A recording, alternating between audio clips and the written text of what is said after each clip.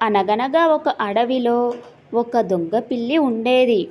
అది దానికి పిచ్చుకలు గాని, పావురాలు గాని, కాకులు గాని కనబడితే చాలు రహస్యంగా వెనక నుండి వచ్చి లటక్కున పట్టేసి గుటుక్కున మింగేసేది.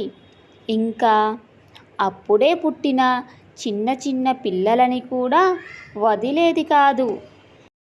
అదే అడవిలో ఒక పిచ్చుక ఉండేది.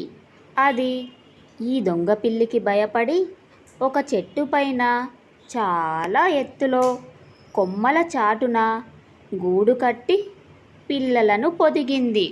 ఆ పిచ్చుక ఆహారం కోసం బయటికి వెళ్ళినప్పుడు ఆ దొంగ పిల్లి ఎలా చూసిందో ఏమో, చెట్టు పైనకు వెళ్ళి తన గుడ్లని తినేసింది.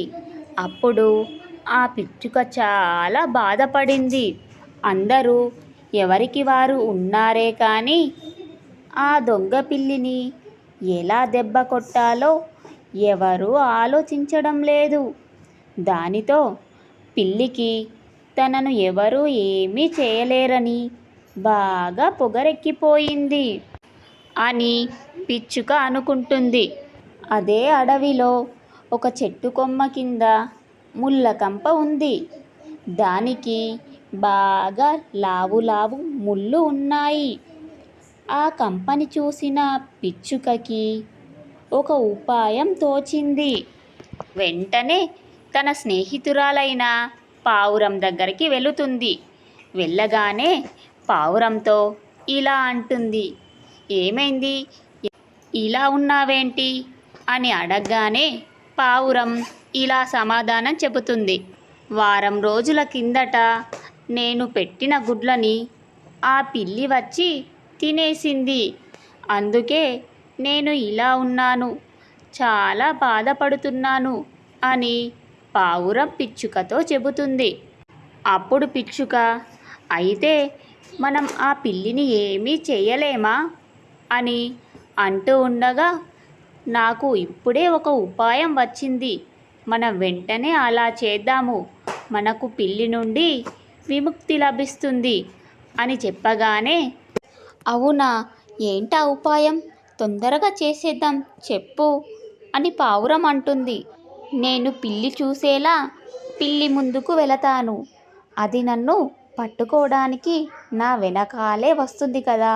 అప్పుడు ఆ చెట్టు కింద ఉన్న పొదల దగ్గరికి తీసుకువస్తాను. మెల్లిగా ఆ పొదలలో పడేలా చేస్తాను. నువ్వు వెంటనే పక్కనే నిప్పంటించుకొని రెడీగా ఉండు. ఆ పిల్లి పొదల్లో పడగానే నువ్వు ఆ పొదల్లో నిప్పు పెట్టేయు. అప్పుడు ఆ పిల్లి ఆ మంటల్లో కాలిపోతుంది అని చెప్పగానే, సరే తొందరగా వెళ్ళు నువ్వు అని చెప్పగానే పిచ్చుక బయలుదేరుతుంది. తాను అనుకున్నట్టే పిచ్చుక వెళ్ళి పిల్లికి కనబడుతుంది. ఆ పిల్లి పిచ్చుకని చూడగానే దాని వెంటే పరిగెడుతుంది.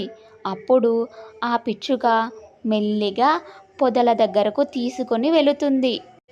ఆ పావురం పిల్లి కోసం ఎదురు చూస్తూ ఒక కట్టెకి నిప్పట్టించుకొని రెడీగా ఉంటుంది. అప్పుడు పిచ్చుక వెంటనే పిల్లిని తీసుకొని పొదల దగ్గరకు వస్తుంది. అలా రాగానే ఆ పావురం నిప్పంటించేస్తుంది.